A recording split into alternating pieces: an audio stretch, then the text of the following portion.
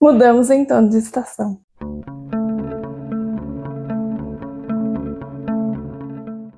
Bom dia, boa tarde, boa noite. Sejam muito bem-vindos ao canal. Eu sou a Mari, esse é o Mari Entre Linhas.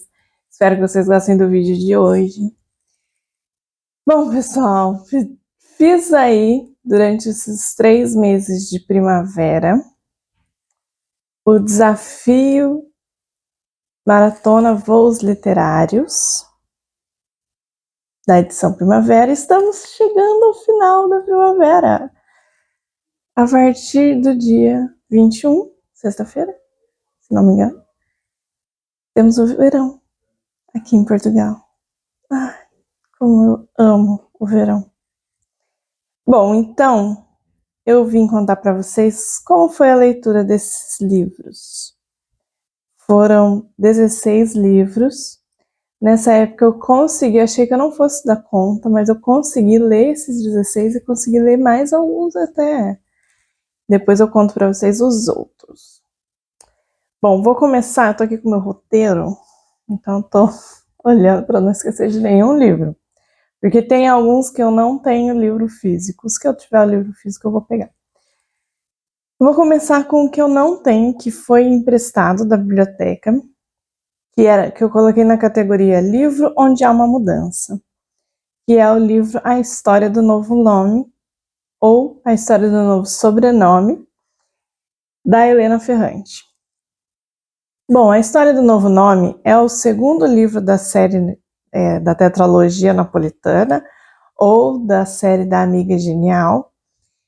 E o que eu achei desse livro é que a Helena Ferrante, ela deixa um final em aberto no outro livro, que faz com que a gente tenha mesmo ali uma vontade de ler. Você fica querendo saber o que aconteceu, porque aquilo que ela deixa no final é, assim, interessante. Só que quando a gente começa esse livro, ela já vai para uma outra fase, conta uma outra história, e vai contando pra gente algo partindo desse acontecimento. E aí eu acho que o livro, o que eu achei é que o livro é interessante, ele é uma história que dá vontade da gente conhecer, da gente saber o que acontece, mas eu acho que tem alguns acontecimentos um pouco repetitivos. E alguns sentimentos da personagem continuam ali no segundo, e parece que falta um amadurecimento dessa personagem, que você fala, gente, menina, cresce, sabe? Assim, a vida tá acontecendo e você tá no mesmo problema de antes. Então eu acho que isso acaba sendo desgastante, assim, para mim, foi o que eu senti. Não sei se alguém já leu toda a série, se já leu esse segundo e tem alguma coisa diferente disso para comentar, deixa aí nos comentários se você leu a tetralogia napolitana, a série da Amiga Genial. O que vocês acharam desse segundo livro? Porque eu achei grande, assim, apesar de não ser um livro muito longo, são 350 páginas mais ou menos, que eu acho que é um tamanho bom, mas às vezes você fala, vai ser um tempo, né, lendo, e ele acaba repetindo coisas que já deveria ter sido esperado, sabe? Assim, não sei se é a época que a gente está vivendo. Às vezes a gente pega outros livros muito maiores, mas com outras coisas mais interessantes nesse tempo todo, né? Ou se é porque tem muitos outros livros curtos que você fala, rapidinho eu leio esses daqui, e realmente eles são assim de ler rápido. Então esse eu acabei achando que é maçante. Esse livro eu também contei para o meu desafio dos 45 livros para ler antes dos 45 anos. É um dos livros que está lá naquela lista. Aliás, aqui eu juntei vários que tem lá naquela lista. Outro que tem lá naquela lista e que eu não tenho livro físico é O Jardim Secreto, da France Bournet, que eu coloquei na categoria de um livro com flores na capa. Foi essa categoria que ficou este livro. O Jardim Secreto é um livro, assim, infanto-juvenil, muito tranquilo, é um livro curto, deve ter umas 250 páginas, é um livro fofo, assim, que tem as personagens, a personagem principal é muito chata, é uma menina muito chata, é uma menina que a gente vê claramente que ela não foi amada, ela não foi desejada, ela não foi cuidada na primeira infância. Então, nesse momento do que seria a segunda infância ali, ela tem acho que 10 anos, 9, 10, acho que 10 anos, no início do livro. Nesse momento, você, pelo menos a gente, né, que está vendo agora, numa outra época, eu não sei de quando é exatamente esse livro, mas já é um livro antigo, a gente olha para aquela personagem assim e fala, nossa, faltou carinho para ela, faltou ser educada, porque ela foi só mimada, as pessoas faziam as coisas para ela, ela não sabia colocar roupa sozinha, ela passou por uma situação assim de extremo abandono. A mãe não cuidava, não dava amor, e isso faz muita falta para um ser humano. E quando ela chega na casa do tio, porque ela fica órfã, e vai para a casa do tio, ela nasceu na Índia, e na Índia ela passa esses 10 anos, fica órfã e vai para a casa de um tio na Inglaterra. E quando ela chega lá, ela se depara com pessoas que têm outra vivência. Ela conhece uma menina que é filha de uma mulher que tem 14 filhos, mas que ama muito seus filhos, que cuida dos seus filhos, que ensina os seus filhos a serem seres humanos, a dividirem a comida, a trabalhar, a fazer as coisas, mesmo que sejam coisas simples, comuns de casa, do dia a dia, saber buscar sua própria comida, saber colocar sua própria roupa, coisas básicas do ser humano, né? Se lavar, se limpar, ter a sua higiene. Então, todas essas coisas que são simples e que faz parte do nosso dia a dia, e que ela, como uma menina muito mimada, que foi criada por ama, ela não teve. E a Mary, ela se depara com essa outra realidade. Numa casa gigantesca, que tem um jardim maravilhoso e que tem muitos cômodos e que ela não pode andar por todos. Então ela ali, como uma pessoa que não tem muita coisa para fazer, começa a explorar aquela casa. E ali ela vai descobrir muita coisa interessante, e ela vai ver a vida de outra forma, e ela vai se tornar uma pessoa mais educada, mais simpática, ela vai aprender muita coisa através da convivência com essas pessoas que são muito diferentes dela. E foi uma experiência muito interessante, assim, eu gostei muito de ter lido esse livro. Eu acho que era uma história já conhecida, era uma história que eu já tinha visto o filme, né, a adaptação, uma adaptação, eu sei que tem mais de uma, tem várias, é um livro que tem várias adaptações. Eu lembro de uma, e é muito bonitinho, assim, é diferente a gente ler depois de adulto, que a gente tem outra visão da vida, né, e do que o filme, né, do que a animação que a gente viu jovem, adolescente, acho, criança, não sei, não lembro quando foi. Outro livro que eu também conhecia a história através da adaptação para o cinema foi Razão e Sensibilidade, da Jane Austen. Nesse livro, a gente tem duas irmãs que, na nossa ideia, uma representa a razão e a outra representa a sensibilidade. E é o que dá a entender ali no começo do livro. E as duas irmãs, elas têm essa personalidade que uma se move, uma vive mais com a razão, tem as suas atitudes e a forma mais racional, e a outra de uma forma mais emotiva, mais de acordo com as suas emoções mesmo, com aquilo que ela acha que é o certo, que ela criou para ela. E a gente percebe ao longo da narrativa que isso muda um pouco, de acordo com o passar do tempo, com a maturidade, com a necessidade. Uma se demonstra mais sensível em outros momentos e a outra se demonstra mais racional na necessidade em que ela se encontra. É um livro que tem muita, que é uma coisa que eu acho que a gente não percebe tanto no filme, na adaptação. Eu conheço uma adaptação só, eu vou colocar aqui. Não sei se tem mais de uma, se tem outra mais recente, eu acho que não. Tem dos outros livros dela, né? Esse livro eu contei no desafio como um livro que começa com a letra R. Porque no português do Brasil, que era a versão que eu tinha, é razão e sensibilidade. No português aqui de Portugal é sensibilidade e bom senso, que eu acho que é a tradução literal do inglês. E é exatamente o que elas têm, assim. Uma é muito sensível e a outra tem um certo bom senso, né? O que é traduzido como razão. É mais ponderada, ela não se abala tanto, mas existe também esse oposto. E os livros da Jane Austen, praticamente todos, têm uma crítica social.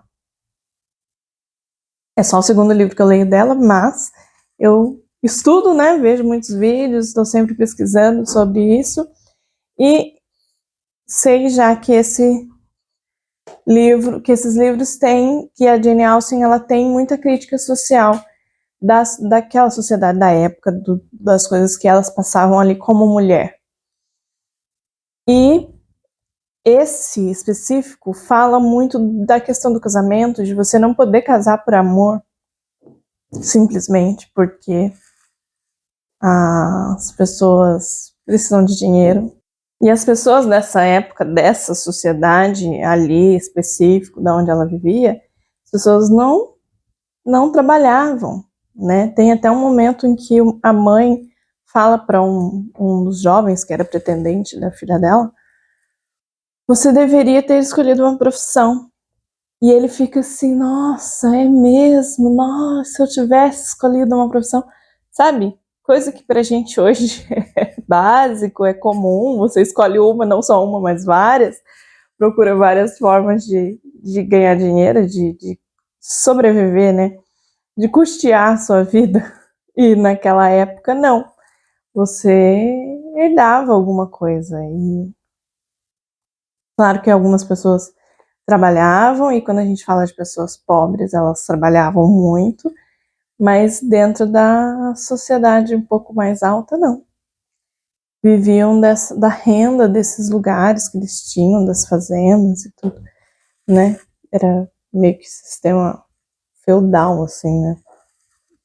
Tinha que cuidar do grupo ali que vivia na propriedade deles, e era essa administração que eles tinham que fazer. E é isso, assim, é uma boa crítica a essa sociedade, a essas condições de vida, especialmente com relação ao casamento. Por que as pessoas casavam dessa forma? É muito interessante. Foi muito interessante essa leitura e este não está no meu desafio dos 45. Vamos ver se tem mais algum aqui que eu não tenho, que não é meu. É um livro com menos de 200 páginas e eu li A Hora da Estrela, da Clarice Lispector. E esse livro, assim, é o tipo de livro que só lendo, pra gente entender. Eu tive que colocar o áudio junto, tive que acompanhar parte do livro. O livro é um livro muito curto, menos de 200 páginas, mas é uma história difícil, é um livro difícil. A gente tem um narrador homem que não conheceu exatamente a personagem. Ele está contando a história dela como se fosse uma história real, mesmo que ele viu na rua. Ele está contando a história dela e ela é uma pessoa que tem uma vida extremamente difícil, uma vida de extrema pobreza, uma coisa muito complexa ali, sem menor perspectiva de melhora de vida, de sair daquela situação e de ter uma vida mais feliz. E em determinado momento da história, ela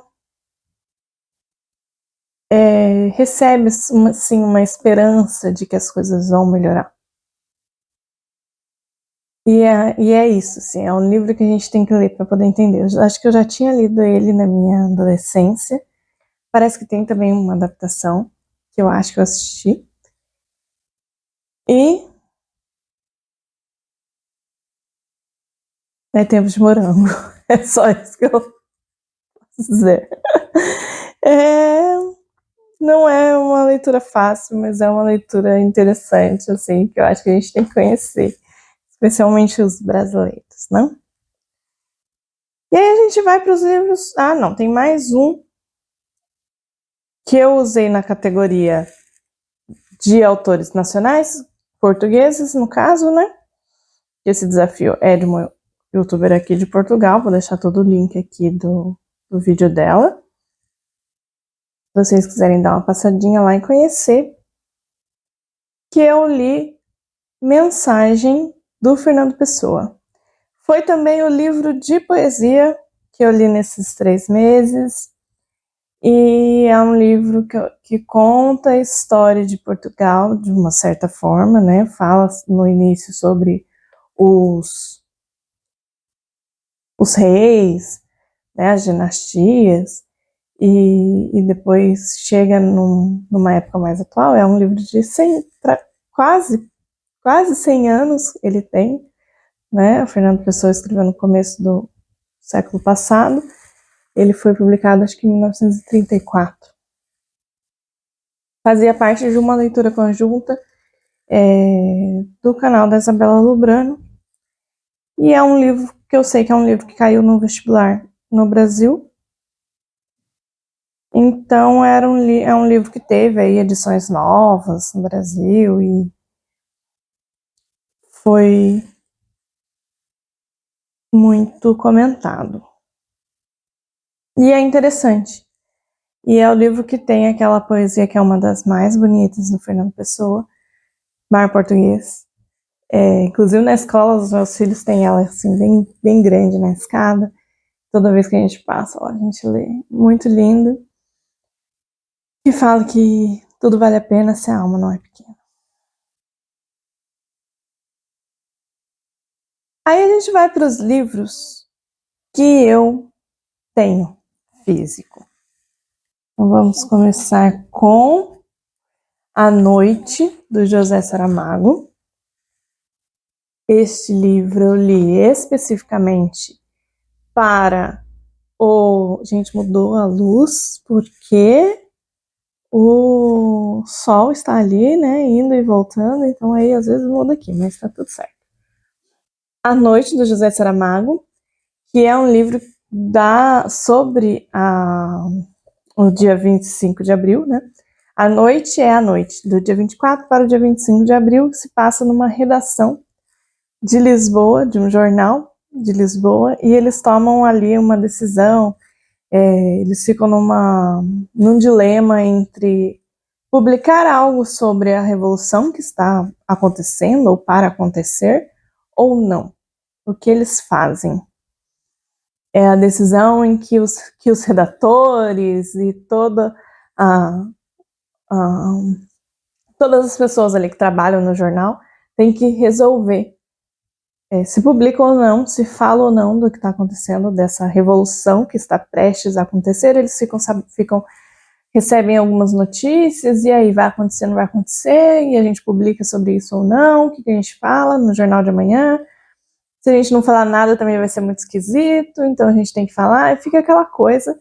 E é muito interessante, é muito, muito interessante, e a gente fez essa leitura como leitura conjunta também, através de um canal do Instagram, e aqui de Portugal, né? E o 25 de abril foi uma data muito comemorada, porque esse ano fez 50 anos de uma data extremamente importante, não só para Portugal, mas para o mundo todo, porque todas as ditaduras de extrema direita, ou todas as ditaduras, se a gente quiser generalizar, tem que não existir. E essa aqui foi uma ditadura bem difícil, de um tempo bem difícil, em que os portugueses, alguns, né, tinham a notícia de que o mundo estava se desenvolvendo e eles não. E que as coisas era difícil ter acesso a muita coisa, a muito desse desenvolvimento, e isso causou um atraso, né? Fez com que Portugal demorasse um pouco para conseguir se desenvolver depois. E então essa é uma data muito importante aqui em Portugal, muito comemorada, e esse ano foi especial.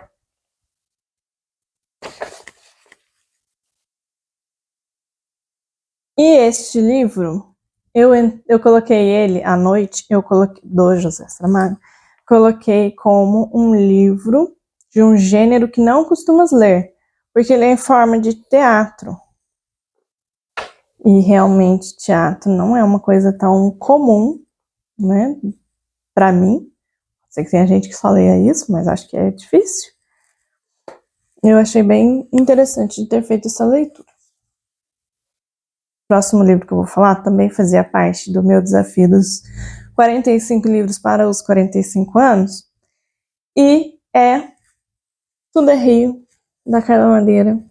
Esse livro aqui que tá no meu top 10, pelo menos desse semestre, né? O próximo vídeo ou o outro, nas próximas semanas, vocês terão esse top 10 desse semestre. Quais foram os melhores livros, na minha opinião, obviamente. E Tudo é Rio tá lá. Tudo é Rio é um livro que não é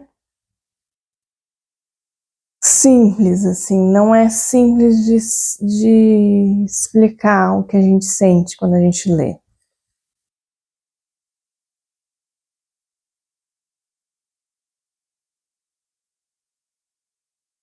Vamos ver se tem algo aqui que eu possa ler para vocês. Estavam diante de um caminho alagado. Sob a superfície da água não era possível ver nada que não fosse o céu azul. Ainda assim, o próximo passo trazia a possibilidade dos abismos. Aquela maneira traz o rio como a vida, assim, que vai fluir e vai chegar no mar, né? Então, esse livro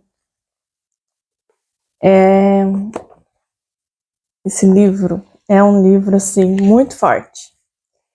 Os acontecimentos são fortes, a sensação que a gente tem é forte, o que os personagens passam. Eu gostei muito das mulheres que são retratadas aqui, não só as duas principais, a Dalva e a Lucy. O par, que é o Venâncio, eu não gosto, mas acho que ninguém gosta dele. Eu acho. Muito provavelmente. Ninguém gosta. Mas acho que as duas, a Lucy e a Dalva, são mulheres, assim, admiráveis. A gente tem que entender complexas, né? A gente tem que entender toda a vida, tudo que elas passam, e elas são mulheres com a vida muito diferente uma da outra. A Lucy é uma pessoa despojada, é uma pessoa... ela é uma prostituta, ela teve uma vida muito difícil, ela é órfã, e aí ela tem ela vai morar com uma tia, que é uma tia muito difícil, muito chata, e ela passa por uma vida muito complicada, e muito cedo, muito nova, ela se torna prostituta. E o tempo todo o livro, o narrador diz que ela gosta dessa vida da profissão dela. Que é muito oposto do que a gente imagina, porque a gente acha que sabe alguma coisa sobre isso, né? Que realmente a gente não sabe nada, mas a gente classifica como algo que seja impossível de gostar, como profissão, de sentir bem fazendo. E não é o que a Lucy mostra. A Lucy sempre gostou até o momento em que ela vê que existem outras coisas na vida e que ela percebe que a vida dela pode ser diferente, que ela percebe que tem mais do que só aquilo que ela vive na vida. E ela também se depara com uma resiliência muito grande da Dalva. A Dalva já é uma pessoa que tem uma vida completamente diferente. É uma pessoa que até, inclusive, teve uma vida muito incomum para a época em que a gente tem a imaginação, para a época que a gente pensa que esse livro se passa, porque esse livro não tem exatamente ali a data, uma data, era o ano tal, não tem. A gente imagina alguma coisa, porque assim, eles não têm celular, existe telefone, mas não é uma coisa comum, assim, uma coisa banal. Você pega o telefone e liga para alguém, não é. Então, a impressão que eu tive é que se trata de uma cidade muito pequena do interior do Brasil, nos anos 20, 30, assim, coisa de 100 anos atrás, no século passado.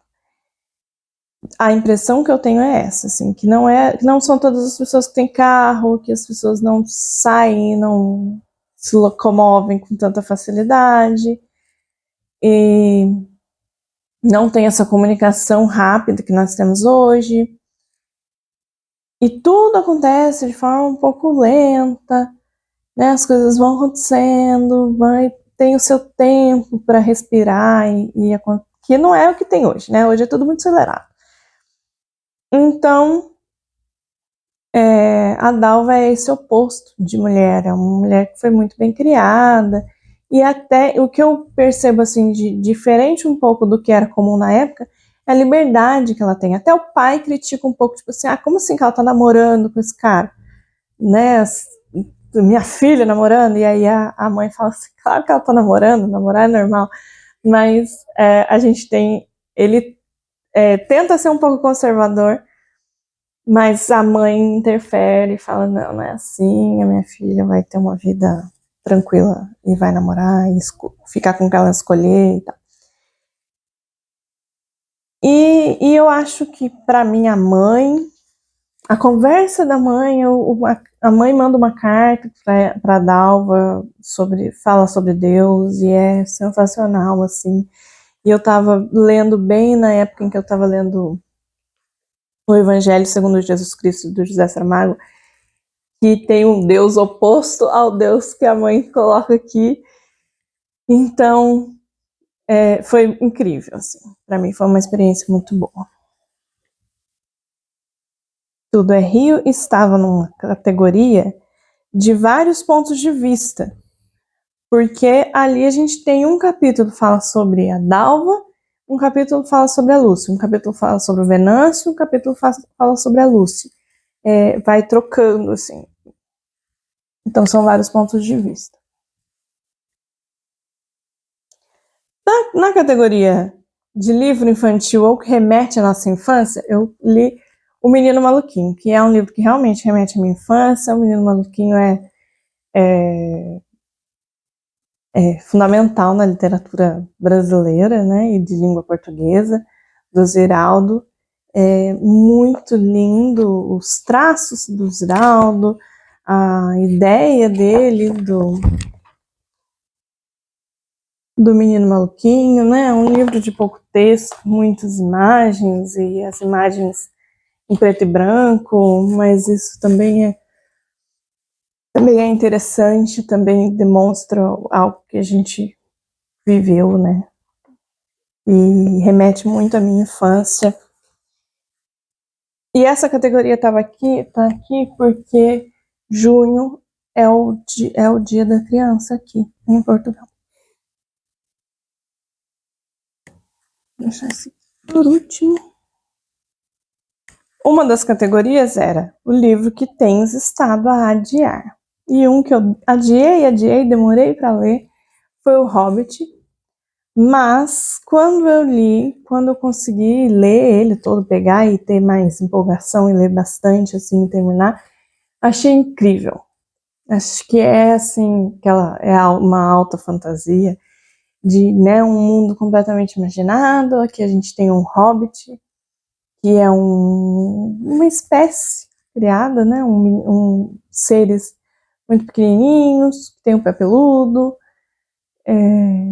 que comem bastante, que não fazem grandes aventuras, que gostam de estar sempre no seu mundinho ali, no lugar onde eles vivem. Bilbo Baggins goza de uma vida confortável, calma e pouco ambiciosa. Raramente viaja mais longe do que a despensa ou a adega no seu buraco de hobbit, em fundo do saco, que é o lugar onde ele vive. Mas a sua tranquilidade é perturbada quando um dia o feiticeiro Gandalf e uma companhia de 13 anãos aparecem à sua porta para o levar numa perigosa aventura.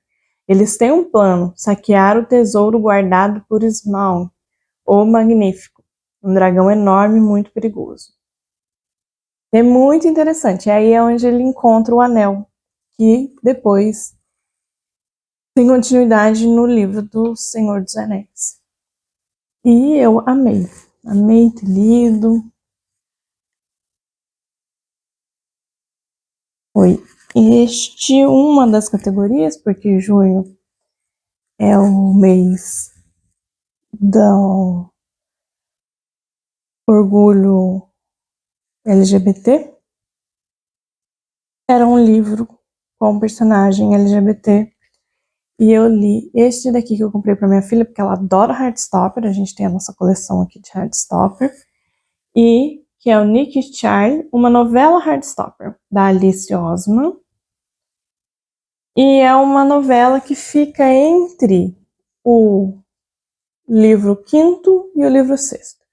Acontecimentos ali nesse finalzinho do quinto livro. E aí é diferente do Heartstopper, que são quadrinhos. Aqui ele é texto, né? Ele é em prosa. Veio com um marcador. E é interessante também que fala um capítulo do Charlie, um capítulo do Nick. Então é a visão dos dois, o que cada um tá passando. E tem também algumas imagens, alguns desenhos para separar os capítulos e algumas imagens assim. Que faz continuação das imagens dos livros mesmo do Heartstopper. Muito bom, muito bom. Muito fofinho. Uma vida adolescente LGBT bem tranquila, com as suas dificuldades e coisas de adolescente mesmo. No caso, um tá indo para a faculdade, o outro ainda não. Então eles vão se separar e vão ter que viver um namoro à distância. E como é isso? E como eu namorei à distância por 6 anos, eu achei interessante ver como que a gente é. E eu era tonta igual eles, assim, que falava as mesmas coisas, tinha aquele drama, aquela coisa. Próximo é um livro de série, continuação de série. E esse também faz parte dos meus 45 para ler antes dos 45. Aqui coincidiu muito, porque eu fiz a minha lista em março. Então, naturalmente, os livros lidos nessa época têm a ver com a minha lista, né? E esse é Anne, de Ingleside. Para mim foi o melhor da série. É o livro em que a Anne... E também tem um capítulo dedicado a cada filho, mas não tem isso nos títulos. Mas a Anne tem 6 filhos. Ela começa o livro aqui grávida do último filho, da última filha. E aí ela vai contar aqui as aventuras desses filhos. O que acontece com esses filhos no momento em que ela tá lá para ter o bebê, as crianças na época, né? Esse livro é de 1930 e poucos também. Na época, as crianças nem ficavam sabendo que a mãe estava grávida e ia ter outro bebê. Não sabiam como os bebês vinham, como os bebês chegavam. E acho que era muito poupada também, porque não se sabia se essa criança ia nascer bem, e se eles não tinham as mesmas tecnologias que hoje, né? Hoje, quando acontece um óbito neonatal, é uma coisa tristíssima, assim, é muito raro e muito dolorido. Naquela época era muito comum, então, não que não fosse dolorido, tá? Não que não houvesse tristeza e sofrimento nesses acontecimentos. Eles sofriam da mesma forma que a gente sofre hoje. E, inclusive, esse livro não é uma história contada sobre uma época, mas é uma história contada na época, escrita na época em que ele se passa. Então, a gente vê o retrato daquela época, daquela sociedade, de uma forma mais pura, né? Porque ela está contando ali sobre a época que ela está vivendo. Então, a gente percebe que eles tinham também esse tipo de sofrimento igual a gente tem. Só que hoje uma mulher engravida e já com certeza de que... Aliás, hoje a gente tem certeza da vida, né? A gente esqueceu que a gente morre. Então,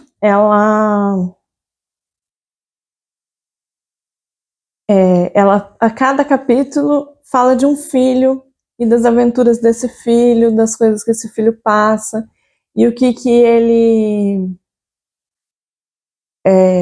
que acontece ali e como a mãe ajuda a resolver a situação, como a mãe acalma aquela criança. E tem capítulos também dedicados a conflitos entre ela e o marido, coisas normais da vida. O marido é médico, então o marido trabalha muito, o marido fica muito cansado,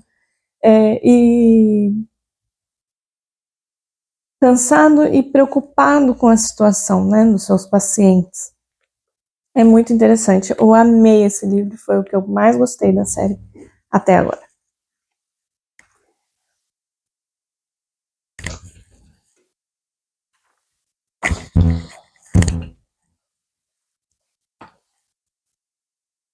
Outro livro que eu li, que eu já mencionei aqui, é o Evangelho segundo Jesus Cristo.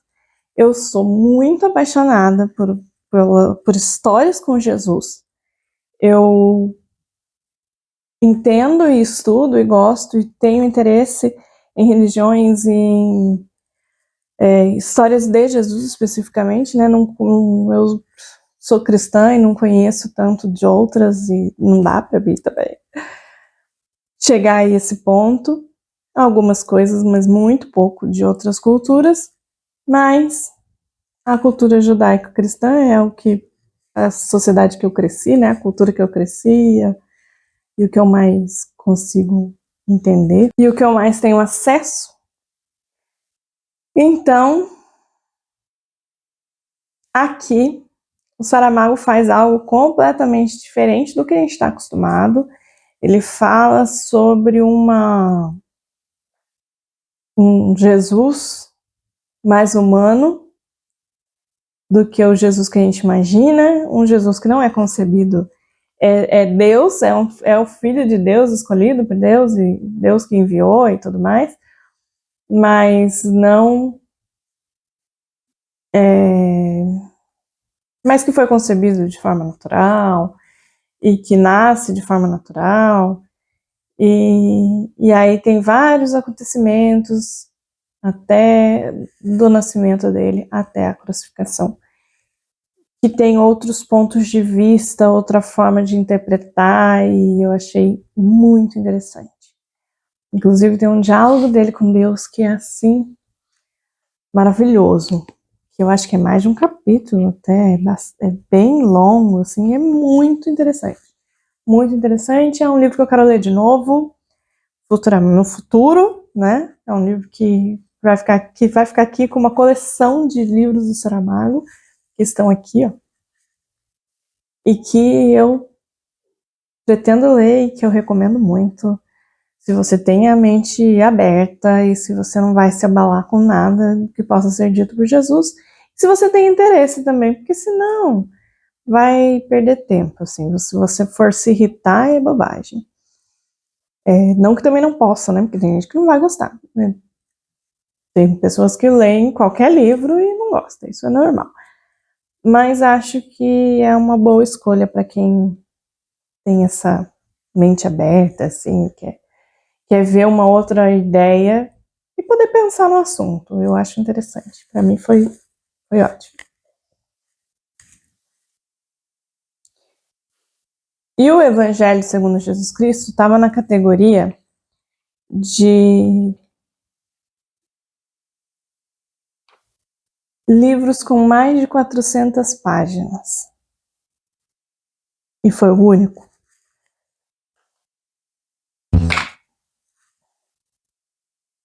Na categoria Liberdade, porque ela colocou essa categoria aqui justamente por ser o 25 de abril, né? Então tínhamos que falar sobre liberdade. Eu li Era uma Vez o 25 de Abril, do José Fanha, que é um livro ilustrado infantil. José Fanha é um autor infantil, já li outros livros dele.